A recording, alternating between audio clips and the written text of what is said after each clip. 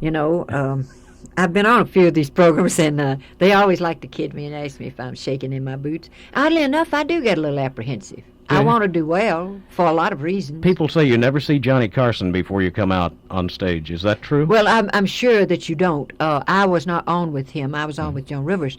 But I'm sure you don't, because a lot of the talk show people don't like to see the artist. And I know why.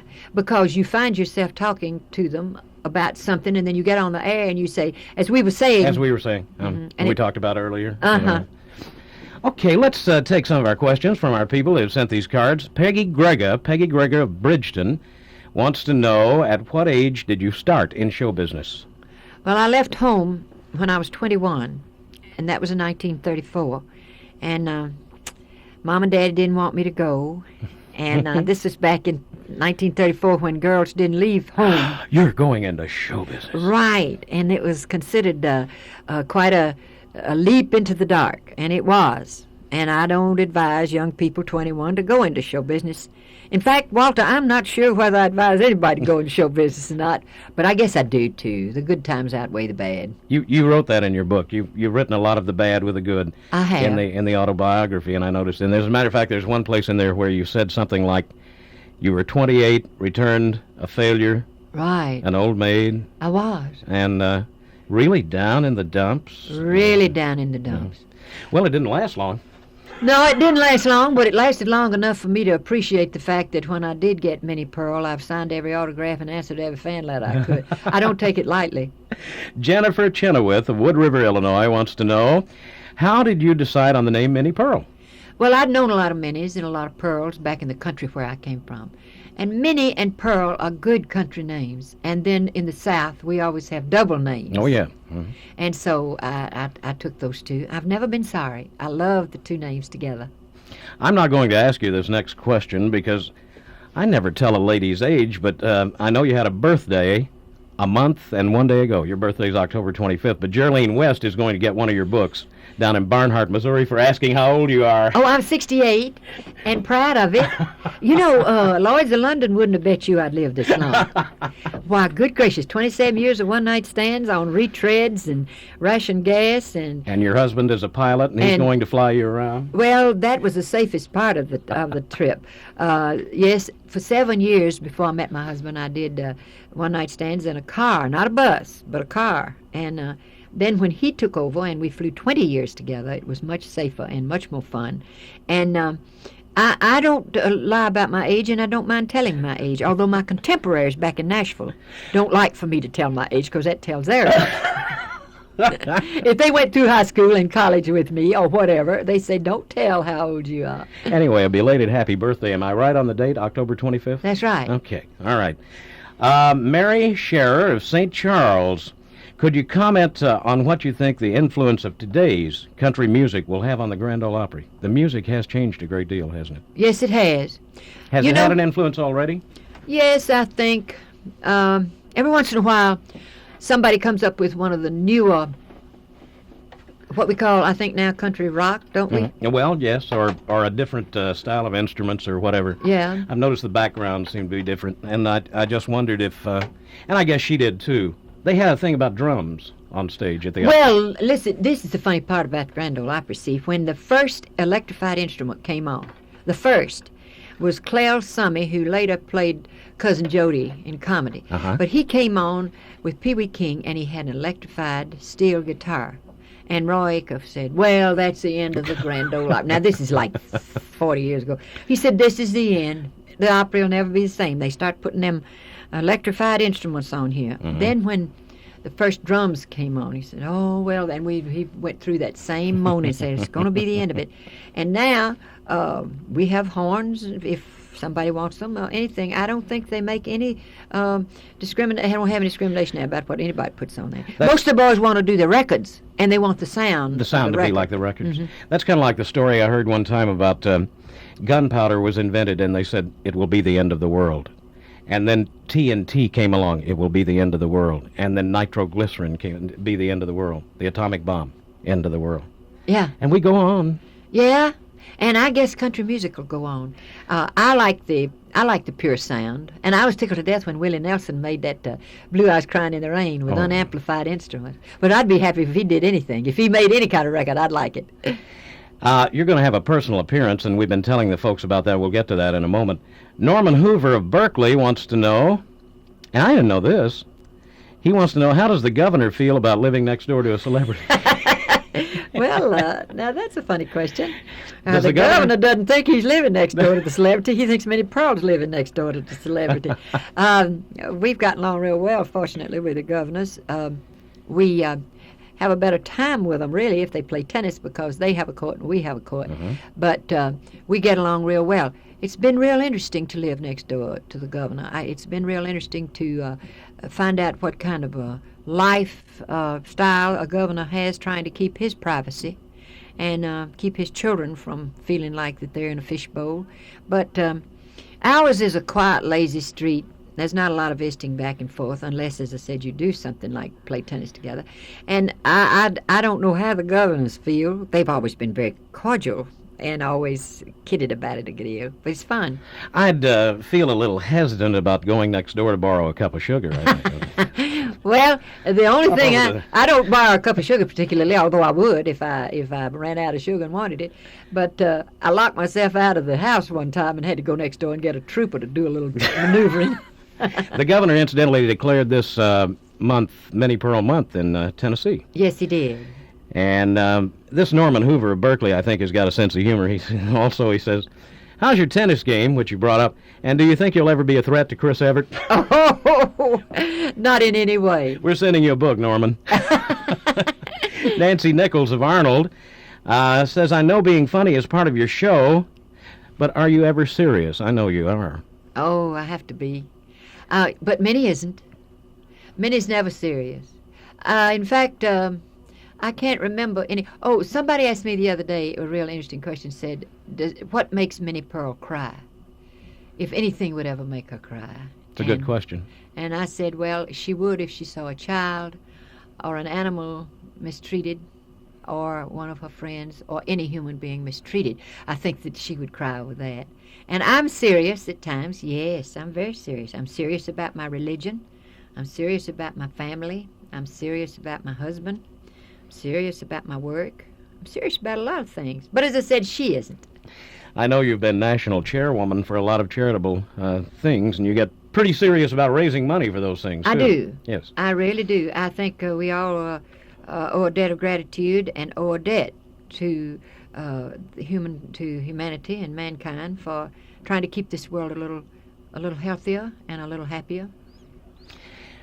You're going to be autographing your book at Stixbury and Fuller, and we'll get around to that just a little bit. I'm trying to get all these questions in, and I know you're on a tight schedule, and I want to find out more and award some more of these books with Minnie Pearl here on WIL in just a moment, okay? Fine. Hang on, everybody. We've got more for you. Looking for something? I'm looking for my Sears F&D catalog supplements. They have something for everyone on my Christmas list. Well, here's the Wish Book and other Sears catalogs. They're filled with lots of gift ideas, too. Right, but December 4th is the last day to order from Sears F&D supplements, and I want to take advantage of all the great buys. Smart thinking. And what an easy way to shop. Oh, here's the F and here's the DL you've been looking for. Thanks. I'll pick my presents, then call Sears telephone shopping. Now, will you help me find the phone? Hurry and order from Sears F and DL catalog supplements by December 4th. To you, old amigo, for all the good times. Talk about a couple of good old boys. Here's Ray Charles and Clint Eastwood singing Beers to You, and it's from Clint Eastwood's new film, Any Which Way You Can.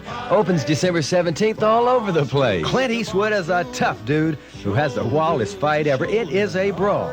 It's faster, funnier, and wilder than the first movie even. Any which way you can. The album is on Warner Viva Records and Tapes, and there are a bunch of good tunes in this film. The sun never shines in whiskey ever. The movie, Clint Eastwood's Any Which Way You Can, is rated PG. Parental guidance is suggested. It's coming Wednesday, December 17th at a theater near you. There's a price. Soundtrack album is available at Famous Bar Record Departments.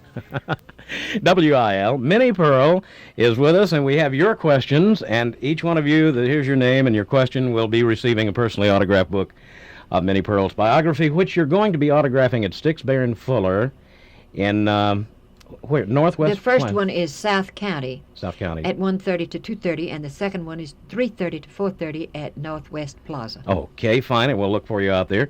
And we've been telling everybody about that. Now, let's see. Edie Perlmutter. Edie Perlmutter.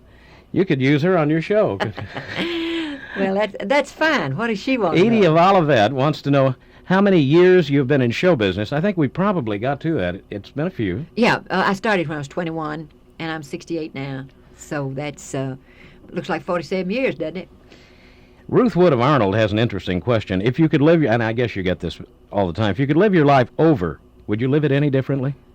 Well, there's some of the things I would change, but as far as going into comedy is concerned, I'd go right back into comedy. It's the most gratifying and the most wonderful life in the world. Somebody said laughter is God's hand on the shoulder of a troubled world, and I believe that. I believe the Lord intended for us to laugh, or He never would have made monkeys and little children. Minnie Pearl is 68, going on 28, and I think comedy helps this. I think so. Yeah, I think I've kidded about myself so much and about how old I am, and having a birthday where they had a candle on the cake for every year of my life, and somebody lit the candles and 7 of the guests fell out from the heat. I've kidded so much about it that it probably has kept me from really taking my age seriously. Now, let's see. We answered John Reinbold's question about the hometown grinder switch and how it got its name. Did we? Well, there answer was that? a family named Grinders, and it was a loading switch with the railroad, so it was Grinders Switch. And the Grinders family, as I said, lived there. They're all gone, but it is a switch, or it was a switch. The railroad doesn't come through there anymore. They've kind of left Grinders Switch off the timetable. That's interesting. I didn't know that. Is that in your book? Yeah. I put in the book that they moved the Grinder Switch sign out to Opryland. They have a little railroad goes around Opryland Park, right. And they've got one of the stations is Grinder Switch, and they moved the Iron Railroad sign over there. So it's named after a family. That's interesting. Yeah. Ida Morris of St. Louis, are you going to do any Opry-style shows in St. Louis? No. Do you do those anymore? Yeah. At all? On the road? Not many. I do about 25 a year, I guess. Is it usually with somebody else like Chet Atkins and Bruce Randolph? Yeah, it's what we call a package show. I see.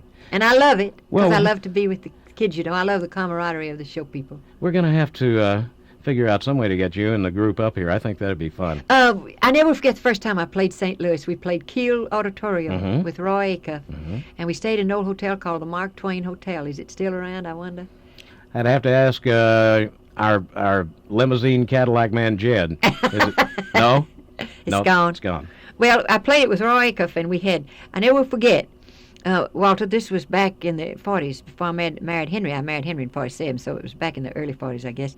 And we had 13,000 people for the day, and we thought that was an enormous crowd. It was. It was.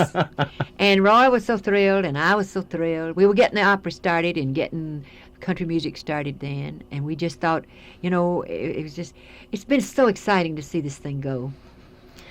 And let's see now, the Opry-style shows. Gail Kirchner of Imperial, what's the story behind, I know this, because you told me on the last interview, behind your hat and the price tag, and do you still have the original hat that you wore? No, the original hat is in the State Museum in Nashville, in the Tennessee State Museum. And then I have one that's in the Country Music Hall of Fame and Museum, one that's in Roy Acuff's museum, and I recently gave Roy my shoes, which are 40 years old, to put in his museum, and then borrowed them back from him. But the hat, I had to wear the hat because I wanted to dress her like a country girl looked when she'd come to town on a Saturday afternoon to do a little trading and a little flirting, and she wore a hat with a straw hat with flowers on it, and the price tag happened by accident. I went down to the Opry one night after I'd been on the air about 2 years, and I'd bought some 10-cent store flowers and put them up on the front of the hat. And while I was working, the price tag had been inadvertently left on, and it fell down and was bobbing on the side of my hat. And people made fun of it, and I thought, well, I'll just keep it on there. I was looking for a trademark anyway, and it's been wonderful. I wanted to ask you a question of my own. When I was in Texas, your act is one of the most copied around. And when I was in Texas, they had a show that would have a country girl comedian, which would be patterned after Minnie Pearl. And they said to me, we need for you to write a 5 to 8 minute skit every week for this comedy country girl. And I Wanted you to? I said, yes, me. And I said, sure. Yeah, they're going to pay money for this. I wasn't going to turn it down. I said, sure. And I thought to myself, that'll be the easiest thing I ever did. That was one of the most difficult things I ever got into, trying to write a 5 to 8 minute country comedy skit for this girl. Do you write your own material? No, I've had writers for many years, but let me tell you something, Walter. That's a long time. Do you realize that I went for years on the Grand Ole Opry, and I had 3 minutes and 15 seconds, and that's all I had. And that's a long time for comedy. I found that out when I started writing this, and they started doing it. I would write, and I'd have all these pages, and she'd do it in 3 or 4 minutes. Yeah. And the funny part about it is that when I first started on the network of the Grand Ole Opry, on the Prince Albert Network show, the agency in New York said, now, you've got 3 minutes and 15 seconds on the network. We want 7 laughs in that 3 minutes and 15 seconds. I said, a laugh every 15 seconds? I can't do a laugh. Oh, yes, you can. And they used to count them. I'll tell you, a 15-minute gag. Have I got a 15-second gag? Have I got time to do a 15-second gag? Well, you can time it. It'll be that. As I was coming in here tonight, a fella paid me a compliment. He said, I look like a breath of spring. Well, he didn't use them words. He said, I look like the end of a hard winter. That's the 15 seconds. That was about 9 seconds. Was it? Yes. Well, I ran a little fast. Your practice paid off. But that's the type things that they wanted. They said they didn't want long, involved gags. They wanted what we call one-liners. And I know what you were trying to do when you were trying to write 6 minutes. That's an awful long time. Darlene Bundren of St. Louis assumes that you knew Elvis Presley. Oh, I did. What was he really like? She would like to know, really like, and she emphasizes that. Well, since the book has come out, and I wrote so much in there about Hank Williams and about Elvis, and pictures in the book and everything with those two men. And so many people have asked me about these two men. Elvis, I tell you the truth about Elvis, he was so kind, and he was so pleasant, and he was so courteous to me. I kidded him one time. I said, Elvis, you make me feel like an old maid school teacher. It was yes, ma'am, no, ma'am. Just such a nice man. His mother really raised a nice boy. And he was moody and quiet and fun when he turned loose, But I think when these people die, as unfortunately as he and Hank did, you're apt to be, you're apt to cast them in a sad sort of a mold. Mm-hmm. And those men weren't. They had a lot of fun. Mm-hmm. They just couldn't handle their private life, I think. But I enjoyed knowing both of them, and I felt like that knowing them was a bonus in my life. I knew Elvis Presley, and he yes-sir'd me. Yes, he did. And we're in the same age group, Yeah. Never could I couldn't handle that really. Yes, sir. Yes, sir. You'd be on there. Yes, sir. Yeah. Merle Gargak of St. Louis, and we're gonna wind up with this one. I think this is a good wind-up question. Do you have a special recipe for turkey and dressing? Happy Thanksgiving, everybody, tomorrow. Well, I'm going to be perfect honest. I could lie about this and go on about how good I can cook. I can't cook. I have a cook, a woman, who's been with me for 33 years. Oh, yes. And she does the turkey, and she does the dressing. She makes the best dressing I have ever seen in my life. And I think does she have a special recipe? Oh, yes, she has. And it's in my cookbook, which came out in 1970. But it's out of print right there now, but I'm getting ready to put it back in print. And I took a lot of her recipes and put them in that cookbook. If she will write to me at Grand Ole Opry, I will be glad to send her Mary's recipe. Be glad to send it to wonderful. her. Okay. And also the way Mary cooks her turkey. She has very good way of cooking the turkey. And Okay, she also I make terrific scalloped oysters to go with it. Oh, really? I love those. I do, too. I send those recipes. I don't mind. Listen, people ask me for things like that all the time, and I send them. Do they just write you Minnie Pearl, Grand Ole Opry, That's right, Opryland? Riley Parkway. Riley Parkway. Yeah. Okay. Do you remember the zip code down there? No, I don't. I'm sorry. I have it at home. I don't have it with me. I'll get it. It'll here. get there. I'll get it here in just a little bit.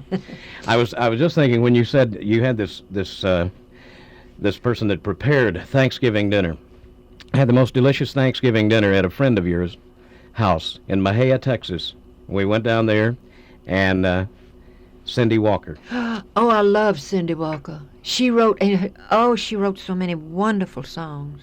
Didn't she? Cindy and I became very close friends when I was in Texas, and I'm from Texas. Yeah. And I worked in Waco and in Dallas, and I used to go to Mejia quite often. Yeah. And her mother is such a fine person who played the piano, and Cindy would play guitar, and we'd have such a good time. She wrote some of the best numbers for Eddie Arnold and for Red Foley. She wrote for a lot of the old-time good numbers. She's a very talented girl. I like Cindy very much. She's been to the Opry several times. She wrote Distant Drums. I think that one of the first songs she ever wrote was Blue Canadian Rockies. And that reminds me of our special that will be on this coming Monday night. It's on CBS, and it's called A Country Christmas, and it's made in the Canadian Rockies week before last, and it has Glenn Campbell and Tanya Tucker and Loretta Lynn and the Oak Ridge Boys and Debbie Boone and her 6-month-old baby. Oh, my goodness. All the way up in the Rockies, and Tom Wopat on Dukes of Hazzard. And we all went to the northern part of this country, and in that snow up there right out of Banff, we made this special. So tune in 9 o'clock on Monday night. Monday night, 9 o'clock. Right. It's on CBS? Right. That's Channel 4 here in St. Louis. And you're on it, of course, too. Oh, yeah. I host the show like I do every year for the Country Christmas. I know you have to get along, Minnie Pearl. It has been nice renewing friendships again. Oh, Walter, it's so nice to see you and to say howdy to all my friends here in the St. Louis area. St. Louis is a very, very fine place, and I've always loved being here, whether I had 13,000 or 2,000 or 2 or 1. It's always our warm, nice pleasure to welcome you to St. Louis, especially the day before Thanksgiving. Well, and it's nice to be on WIL. I'd like to say howdy. I'm just so proud to be here. We'll look for you again very soon. Thanks for being with us, Minnie Pearl. Bye-bye now, and have a happy Thanksgiving, dear. Thank you. I hope you enjoy my book. Golden brown turkey and stuffing, sweet yams and steaming hot muffins, Thanksgiving dinner all laid out just so my family says. Yes! But checkbook says No. Colony helps put more on your holiday table with a special value on our Thanksgiving wine selection, Colony Rheinskeller Moselle. Its light, crisp taste is perfect with turkey and ham. So help yourself to inflation-fighting values on Colony Rheinskeller Moselle.